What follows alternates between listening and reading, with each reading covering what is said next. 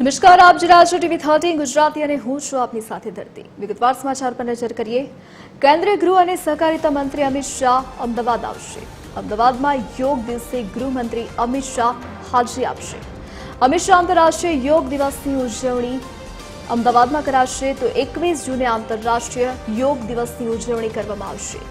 Prahlad Nagar garden ખાતે યોગ દિવસની ઉજવણીમાં અમિત શાહ હાજરી આપવાના છે। સવારે 7 કલાકે ગુજરાત રાજ્ય યોગ બોર્ડ આયોજિત કાર્યક્રમમાં હાજરી આપશે। આજે રાત્રે 8 કલાકે તેઓ અમદાવાદ પહોંચશે।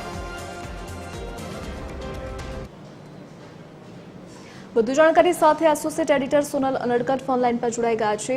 જી સોનલ, આવતીકાલે વિશ્વ યોગ દિવસ છે અને અમિત શાહ યોગ દિવસમાં હાજરી આપવા માટે અમદાવાદ આવવાના છે, શું વિગત?